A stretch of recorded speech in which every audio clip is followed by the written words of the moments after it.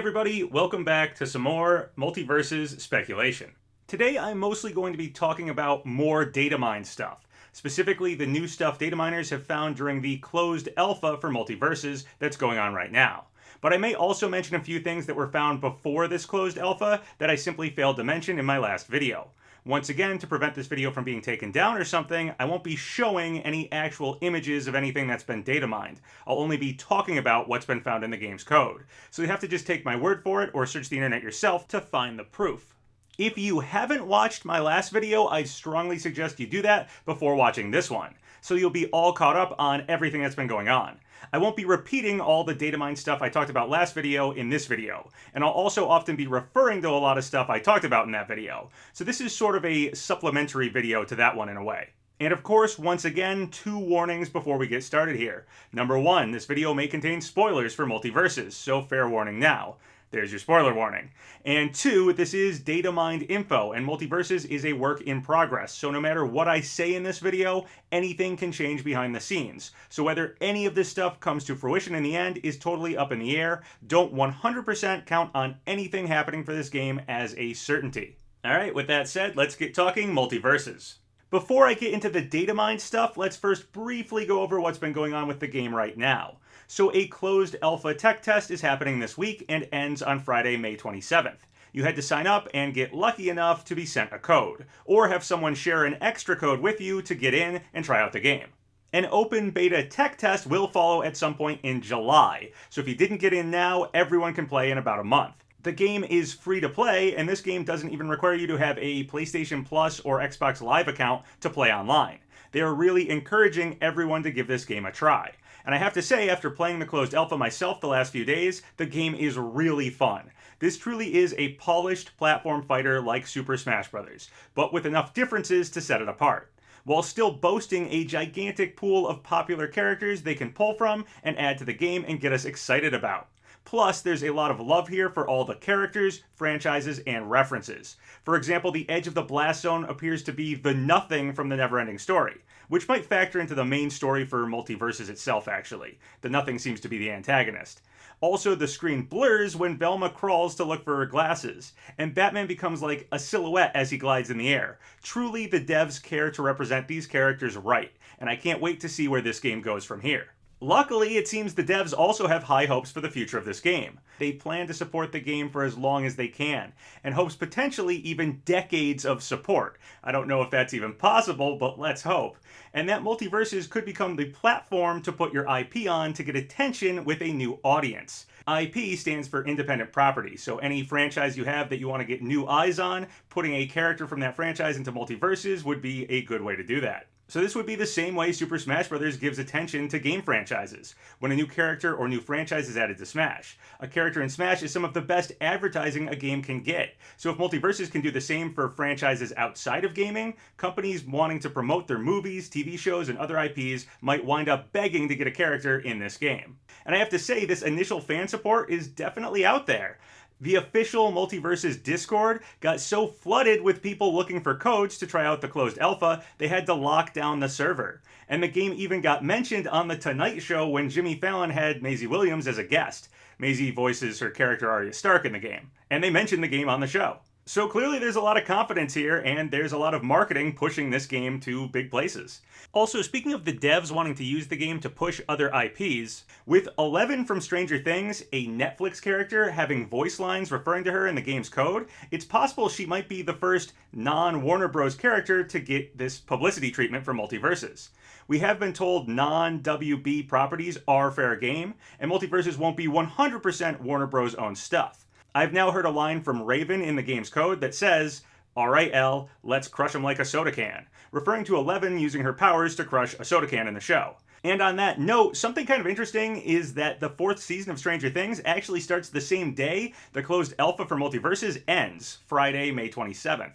The MultiVersus open beta starts in July, and this season of Stranger Things is being split into 2 parts. The second half is being released in July. Just speculation, of course, but could 11 be revealed for MultiVersus at some point soon to cross-promote both MultiVersus and this 4th season of Stranger Things? Possibly. Alright, so let's talk about the closed alpha itself. The full revealed roster is playable right now, with the exception of the Iron Giant. We've been told he'll be about twice the height of the other fighters, so here's like a mock-up image of approximately how big he'll be in the game. I've been really digging playing the closed alpha myself, streaming it every night this week. I've been maining Finn as I'm an avid Adventure Time fan, but with Gandalf down the road, I might pick up Gandalf as well. Here's a cosplay I did of Finn way back in the day. Actually, Craig of the Creek is also in the DataMined list of potential characters. Now, I've never really watched Craig of the Creek myself.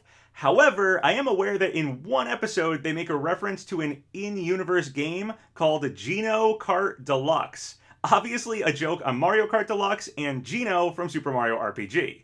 So should I main Craig? I mean, that's probably as Geno adjacent as a MultiVersus character is ever going to get.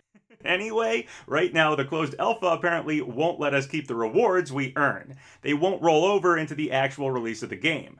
Except for two rewards, the Alpha Taz icon and the Alpha Tester banner.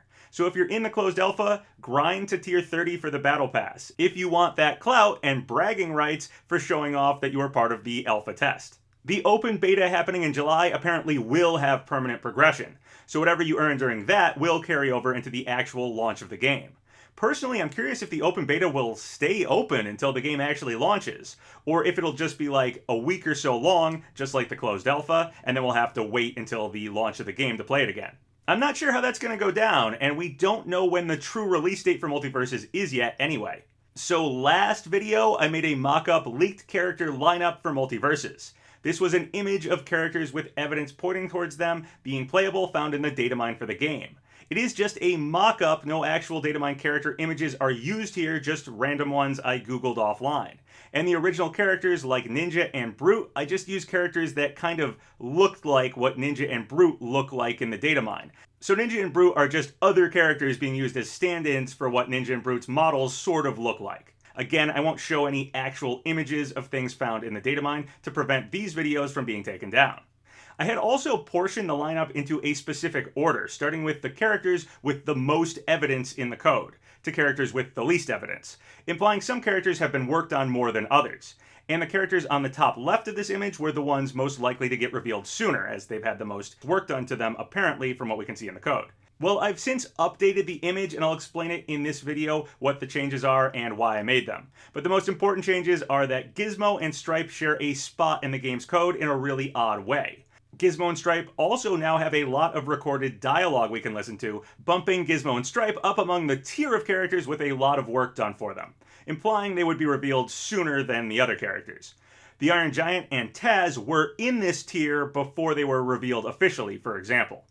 Okay, and then the other big addition here is that another original character called Rex is in the game's code as well. However, unlike Ninja and Brute, we haven't actually seen any render or image for them. And whether any of these original characters will actually end up happening, like we got with Raindog, or if these other original characters were simply part of an earlier build of the game before the Warner Bros. License was acquired, and this became a WB character game, is unclear. And we'll talk more about that later on.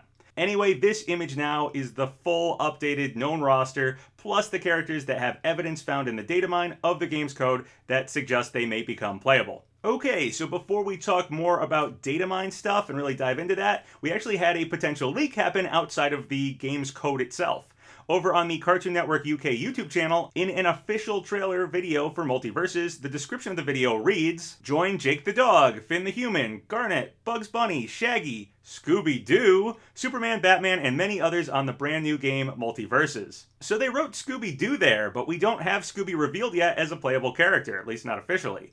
We do of course have Shaggy and Velma from Scooby-Doo, but not Scoob himself. Tony Hyun claimed that this was simply a mistake, which honestly it might be. Whoever wrote the video description could have easily just assumed Scooby was in the game, because after all, characters from Scooby-Doo are here, and most would probably assume Scooby was too. Regardless though, was there any doubt Scooby wouldn't be playable? Set aside the fact we do have stuff pointing towards him in the datamine, like recorded lines of dialogue from Velma mentioning stuff like going easy on Scooby when fighting him, Scooby would still feel like one of, if not the most likely character not yet revealed.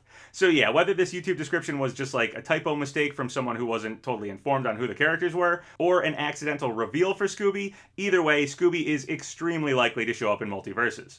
And then just a couple other interesting observations before we dive into the new datamine stuff.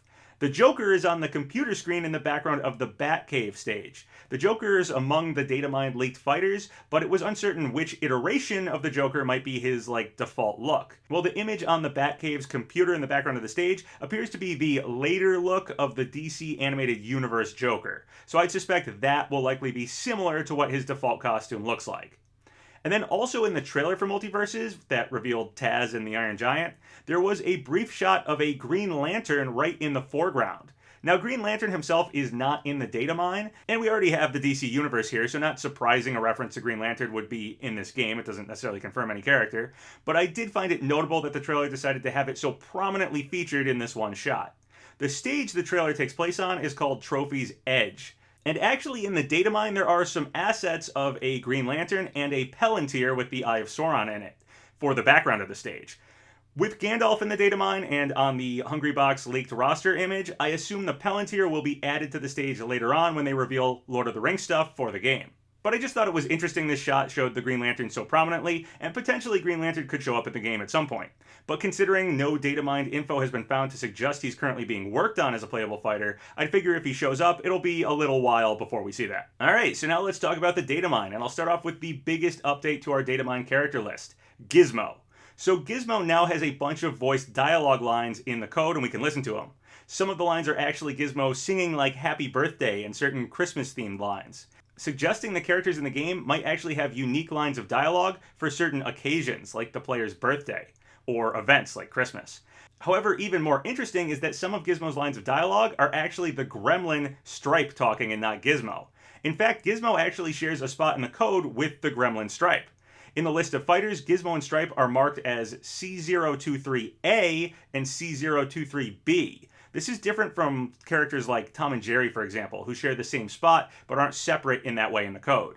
We'll talk more in a second about what this could mean for the Gizmo/Stripe character. But first, since I mentioned the C023A and B thing, I want to point out how Gizmo and Stripe are actually at the end of a list of fighters. While the game's code, of course, does have other things suggesting more fighters outside of that list, such as lines of dialogue referring to certain characters specifically in a way that would suggest they're playable, thus where we get the Datamined this leaked image character lineup from. There is an actual fighter list in the game's code, and it ends with Gizmo and Stripe both taking up that odd 23A, 23B spot.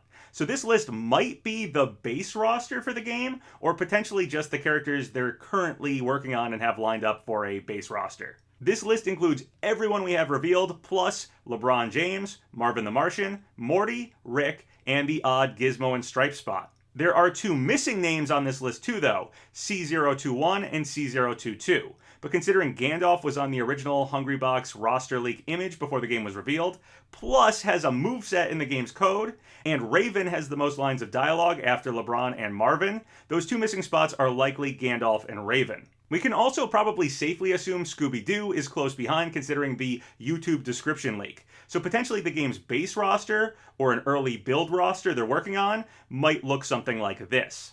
These are the characters with the most evidence going towards them, so we'll probably see these characters before we see the other ones.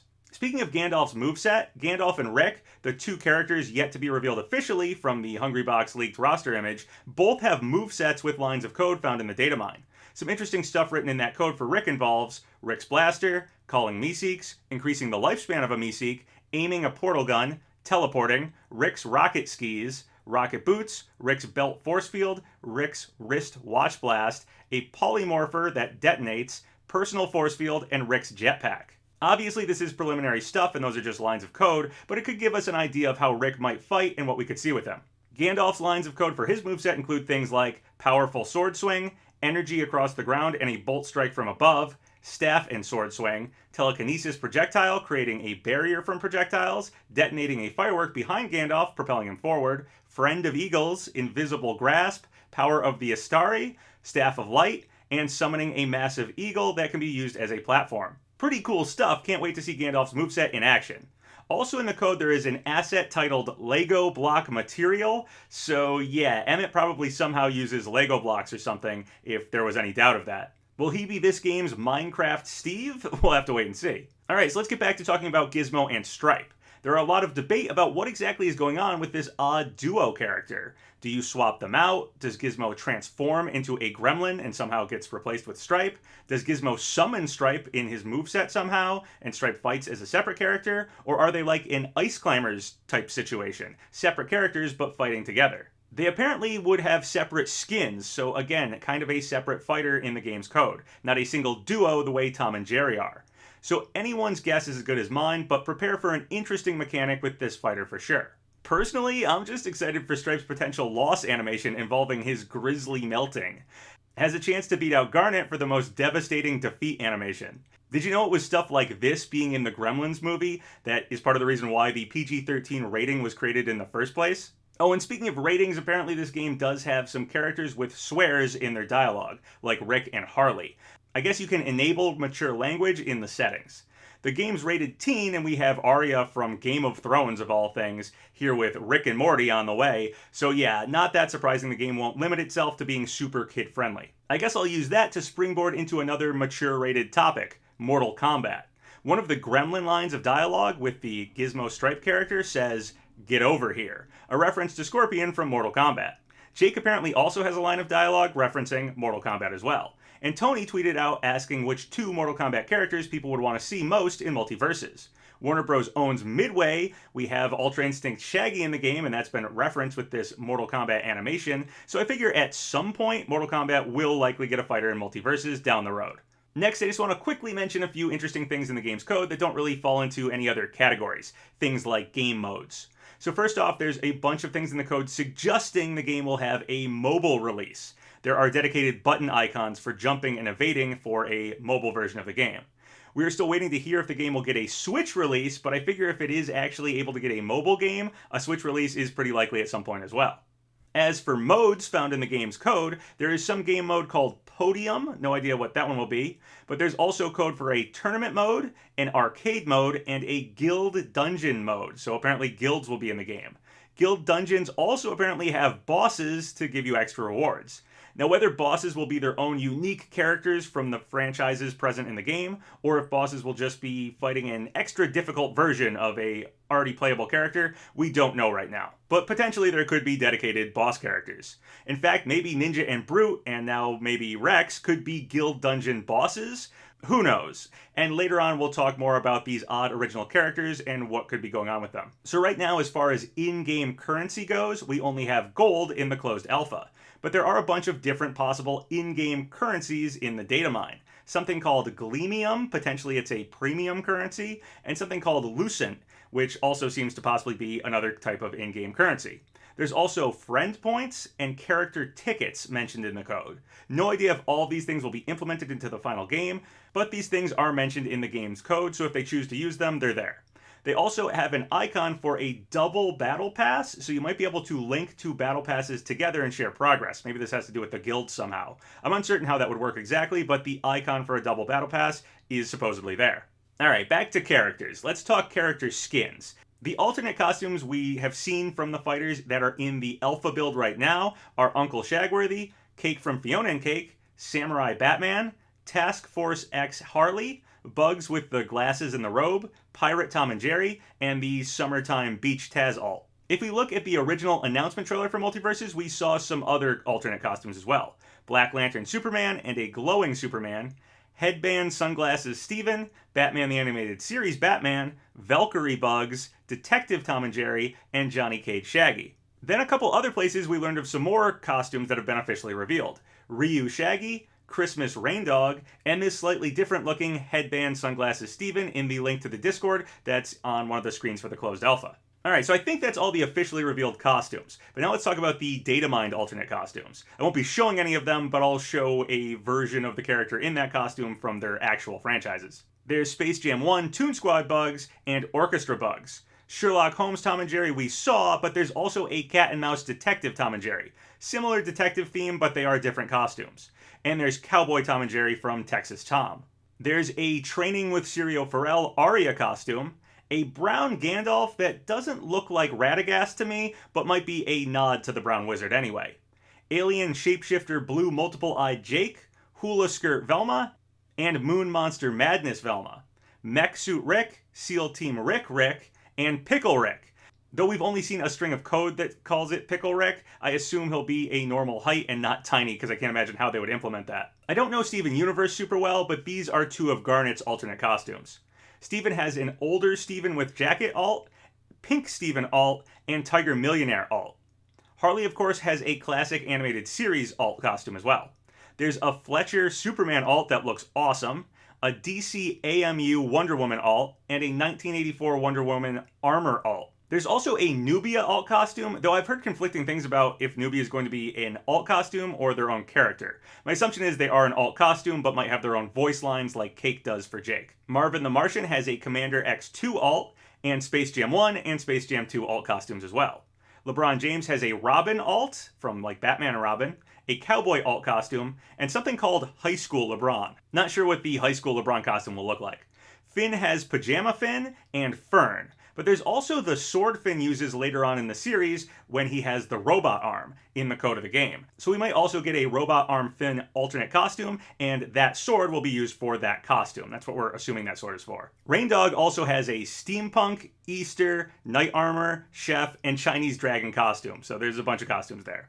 Brute and Ninja have some alternate colors as well, or at least I've seen that. And I believe that's every alternate costume we know about. If I forgot one or two somehow, please forgive me. I was trying to be comprehensive here, but information for the DataMined stuff is all over the internet. You gotta hunt for it. Now, something really interesting is that there's also something in the data for a Jake suit. However, it might have been scrapped. And it might not have been an alternate costume at all, but rather an in-game mechanic that may have been scrapped. Potentially, it could have been a special move that Finn and Jake as a team could have performed together possibly. Maybe if Jake swallowed Finn when Finn was his teammate, it could have transformed them into Jake suit. Though how that would have even been controlled, I do not know. Might have been a tough concept to implement, and thus maybe why it got scrapped. The original Reddit leak that leaked MultiVersus initially mentioned synergy between certain characters. So possibly certain specific team-up moves, like a Jake suit for Finn and Jake, could have been a concept that may now actually be scrapped. But it could give more reason to believe things on that original Reddit leak might hold more water than we thought. So Fred Flintstone, Johnny Bravo, and Mad Max, although not found in the DataMine, could have still been considered and potentially could show up in the future. Also, that original Reddit leak mentions Harry Potter and Ron Weasley being unable to get for the game due to negotiation issues. But when Tony was asked if Harry Potter would be possible on Twitter, Tony responded with, "Hopefully." So we'll see if that ever goes anywhere. Alright, let's talk stages now. We've been told stages will be free because they are gameplay related. So once again, only cosmetic features are going to be locked behind either grinding or a paywall to get them, which is good to know. Before I talk too much about the DataMine stages, there is a theory right now about the banners we've seen in the alpha build. Basically, several banners like Tree Fort and Haunted Mansion are also stages. So it might be safe to assume some of these other banners, specifically ones of certain places, may also end up having equivalent stages. Daily Planet as a Superman stage, or Themyscira, I don't know how to say it, as a Wonder Woman stage would make sense. There are more banners in the datamine as well, such as the Lunar Sea Spire from Steven Universe 2, and this could suggest that could be a stage. And maybe every character will have their own home stage. We aren't certain what the Burning City banner could be pointing to, but my guess would be it might be referring to King's Landing on fire at the end of Game of Thrones. Arya having that as her stage could make some sense. Though there are apparently other Game of Thrones stages in the datamine as well. So the actually datamine stages we haven't seen officially yet are WB Water Tower, which could be good news for Animaniacs eventually getting in the game. Of course, it is just an iconic WB location on its own too. So it doesn't necessarily mean the Animaniacs are definitely coming, but again, it could be good for their chances. Another stage is the Teen Titans Tower, which makes sense as a Raven stage. Cromulon Dimension, or the Get Swifty stage from Rick and Morty. Mesas, probably referring to the classic desert backgrounds in Looney Tunes shows, especially like Roadrunner and Wile E. Coyote. The Wall, which is probably for Game of Thrones. Winterfell, which is definitely for Game of Thrones. And the Throne Room, which again is probably for Game of Thrones. The code also mentions Barad-dûr from Lord of the Rings, Mordor from Lord of the Rings, and Hobbiton from Lord of the Rings. I'm pretty excited about a Hobbiton stage myself. There's also a Space Jam basketball court stage, which would likely be LeBron James's home stage. Also, last video I mentioned how Space Jam 2 is probably a good place to look in regards to what franchises might show up in MultiVersus, as a lot of them have been in both Space Jam 2 and MultiVersus, the franchises we've seen already anyway. We'll definitely also add LEGO Dimensions as another good place to look for potentially what we'd be seeing in MultiVersus. Lots of the same IPs that were in LEGO Dimensions are also showing up in MultiVersus, it seems. Anyway, I've also heard a few other stages maybe in the datamine, such as a stage called Floating Island. I assume that's a Steven Universe stage, plus a flying creature stage. No idea what that would be, but maybe Falcor as a never-ending story stage for Raindog. A lava field stage. I'm also not sure what that would be. Maybe Fire Kingdom from Adventure Time? I don't know. And there's a stage labeled Marvel. In my last video, I talked about the oddity of some Marvel and Disney-owned stuff in the code for MultiVersus, and I'll touch upon that again in a bit, but here we have yet again another possible reference to Marvel, a Disney-owned thing. Although it could also be referring to Captain Marvel, as in a Shazam stage of some kind. And we do have Black Adam in the datamine list of characters. And there's a Shazam ring out in the closed alpha, so it's very possible this Marvel stage is a stage for like Black Adam or something. There's also apparently some assets for dinosaur eggs in the datamine, which could maybe be for a Flintstone stage. Again, Fred Flintstone was on that original Reddit leak for the game. But there's other things the dinosaur eggs could be for too, so let's stick a pin in that for now, and we'll come back to it later. Alright, now let's move on to the slightly less exciting but still interesting stuff we found in the datamine. Things like icons and ringouts and other stuff that do mention characters, but not pointing to them being worked on as playable characters, currently anyway. First up, there's a sound file that sounds exactly like Daffy Duck's scream, potentially for a Daffy-themed ringout, I'd imagine. There's a Blue Diamond-themed ringout, and a ringout based on the giant splash sequence from the Iron Giant. Ice King's Crown, Lady Rainicorn, and Marceline's Song are referenced as ringouts as well. Lapis, Yosemite Sam, and Tweety Bird are also name-dropped in the code here, along with King Shark and a Watchman Explosion. I imagine the Watchman Explosion would be Dr. Manhattan blowing up Rorschach. I'd be all about Rorschach or Dr. Manhattan getting in as a playable fighter in this game, by the way. I love the Watchmen graphic novel. There's a picture for Szechuan sauce in there as well, a nice reference to Rick and Morty. Okay, and then a really odd thing is that there's actually some code in the game for a scythe trail. So possibly a scythe-wielding character could be in the works, or maybe was just cut content from some earlier build, I don't know. But if the scythe was for an actual character we may see at some point, I've seen some decent guesses for who it could be. Possibly Ruby Rose, or a Lego scythe-wielding fighter, or Grimm from the Grim Adventures of Billy and Mandy. Grimm, of course, was the first one that came to my mind. Though I've also heard the creator of Billy and Mandy and Cartoon Network have some bad blood between them these days. What that could mean for anyone's chances from Billy and Mandy actually getting in the game, I have no idea, but I figured I'd mention it anyway. I'm totally unsure if the creator has any say at all in what Cartoon Network does with the Billy and Mandy characters these days. I don't know who actually owns them. Another guess I came up with for what the scythe could be related to was possibly it could be part of Elmer Fudd's moveset, if Elmer Fudd ever happens. Elmer got censored in recent years to no longer use his rifle and instead carry a scythe. Though my guess would be he'd probably use both weapons in MultiVersus if he got in. But the scythe being part of his moveset would be a cool nod to do that. Alright, so let's finally talk about some of these oddities going on in the code that I've mentioned briefly throughout this video. Last video I mentioned how there's stuff labeled for Hulk in the code, and a Fix-It Felix Jr. arcade cabinet. And I just mentioned how Marvel is labeled as one of the stages, whether that's for a Shazam character or actually pointing to Marvel, I don't know. Well, there's also assets for a Quinjet from S.H.I.E.L.D., once again another Marvel thing. There's also Stark Tower mentioned in the game's code, so again, something from Marvel, which is Disney-owned. And last time I mentioned how there's actually a Naruto scroll in the code, or a scroll with a symbol that looks like it's from Naruto anyway. Seems to be associated with the Ninja original character. Actually, the Hulk stuff seems to be associated with the Brute original character as well. And the Ninja character has something with shadow clones going on, which is a thing from Naruto. Though admittedly, maybe just kind of a cliche ninja trope thing as well. Well, the newest datamine has discovered yet another original character. This time there's just placeholder assets for them though, so we haven't actually seen them. There's no fully rendered model or art for them like there is for Ninja and Brute. This character is called Rex. Now you might be thinking Generator Rex maybe, but no, that doesn't seem likely for what this one is. It seems to be part of those original characters. Now, I'm no datamine expert or anything, I'm just going off of what other people have been saying about the datamine, but let's be speculative with this stuff. Apparently, this is what it looks like might be going on with these original characters and the odd assets in the code. Basically, the theory is that before they got the Warner Brothers license, they were making a game without any existing franchise themes, so just a game with original characters. A prototype game called Battlebound. There's an image for this game's title logo in the data as well.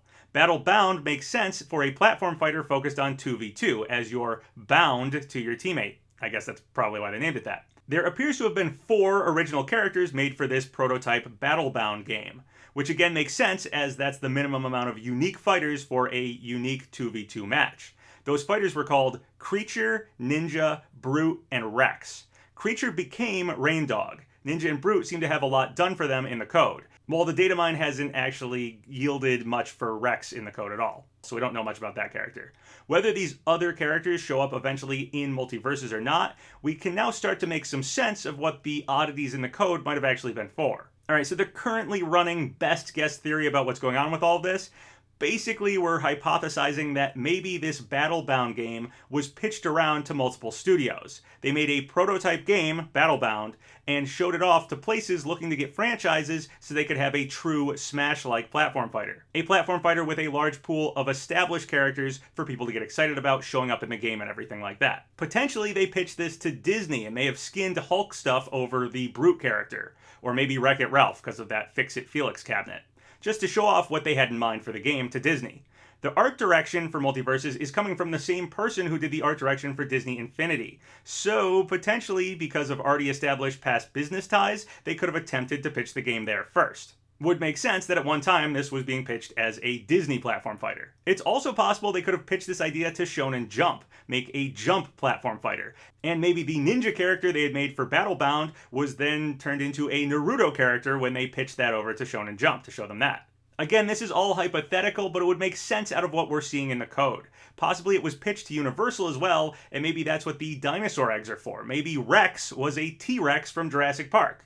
Just a guess though, whatever the truth is, it certainly seems like they were pitching this game around a bunch of places and using some assets to show off what they could do with this game, and there still remains some assets in the game for non-WB franchises when they were likely showing off the game to non-WB companies like potentially Disney or Shonen Jump or Universal. Again, likely to show off what their Battlebound game could become if the company had signed into it. And Battlebound could no longer be a random original character game, but could have a proper company backing it, a company that had a pool of already established, beloved franchises and characters to use in the game. Likely a big part of this pitch to these big companies could have been an attempt to replicate the Smash formula, getting people excited for characters and franchises through their involvement in a platform fighter. They've essentially said as much right here, that MultiVersus aims to be the place things will want to put their IPs into to get relevant with a new audience. Again, similar to what happens when a character gets into Smash. This seems like a good pitch to show off your game to companies like Disney and Shonen Jump and maybe Universal to try and get those characters in your game and show that having a big platform fighter can be a good way to advertise a company's franchises. Well, however it happened, they've landed on Warner Brothers. I assume at that point they probably decided to rework the Creature character they had in the prototype Battlebound game into Raindog. Maybe Creature already had this look to it, and it sort of looked like Falcor to them, and when they got the Warner Brothers licensing, they decided they could keep this original character in the game, but repurpose them into a never-ending story character now. Whether Ninja and Brute or even this Rex character will also be repurposed and show up as original characters in MultiVersus, who knows? But my guess is Raindog fit well enough with the way he looked already as a never-ending story character, and they decided to just go with that and keep the character in the game, since they had already probably done a bunch of work on him. Again, this is all hypothetical theories and speculation stuff. Of course, we have no idea why these odd things are in the code for the game, or what exactly is going on with the original characters, or how Raindog turned into Raindog. Maybe they even pitched the game to Netflix, and that's where Eleven's coming from. Though since there's lines from other characters, like Raven actually mentioning Eleven directly, she isn't likely from a failed pitch meeting concept, but rather something that is actually in the works, and an 11 character is planned to happen in the game eventually. That's what the code suggests anyway. Alright, well, wild speculation aside about what this game may have been in its prototype phases, or which companies they may have been pitching to, or if these original fighters in the code will eventually actually show up or not, here's where we're at with the full roster for the game with the new knowledge from the data mines during the closed alpha. To recap, not too much has changed beyond Gizmo being seemingly some kind of duo fighter featuring Stripe somehow, and Gizmo and Stripe moving up alongside the other characters that have lots of voice files. So the same tier as the Iron Giant and Taz before they were officially revealed, suggesting a potential starting base roster, or maybe even the open beta roster, might look close to something like this. These are the characters that seem to have the most work done on them right now, from what we can see in the datamine anyway. But that is of course just a guess, and once again, don't count on anything from the datamine to definitely happen with 100% certainty. Anything can change behind the scenes. Any one of these characters may just not happen despite how much evidence there is for them. And of course, the other big change here is that another original character, Rex, can be added to the original character list there. And we may or may not get those fighters at all. Remains to be seen what exactly they choose to do with them. Alright, well I could go over a bunch of stuff Tony has mentioned on Twitter, like watching Regular Show or liking the Powerpuff Girls, but that stuff is really leaning hard into pure character speculation, and mentioning everything Tony has talked about on Twitter would make this video extremely long. Tony talks about a lot of stuff. So we won't do that here today. I do plan to make a wish list video at some point, but I'm taking my time as there's a lot of characters to choose from. WB owns a ton of stuff, and I don't want to forget anyone. Though I feel like no matter how thorough I try to be, I likely will forget a couple things, some characters that could actually get in this game that I'd love to see. Right now, the best concept I've seen, and probably my most wanted character, is getting the angry video game nerd into the game. I just love the idea of having him officially fight Bugs Bunny. But some other characters that are on my mind that I really love to see, some other top choices, are Tom from Toonami, or a Kubrick movie rep. Either Alex DeLarge from A Clockwork Orange, or Jack Torrance from The Shining. I'd love to see either of them. Okay, well I think this video's gone on long enough. You guys should be all caught up with what's been found in the datamine during the closed alpha build. If anything else is found, I'll make a post-closed alpha build datamine video, but I don't suspect anything major will happen. If you guys have any thoughts or comments about any of the stuff I talked about in this video, leave them below. Remember to like the video, leave a comment in the section below, and subscribe to PapaGenos! Twitter, Patreon, Discord, Twitch.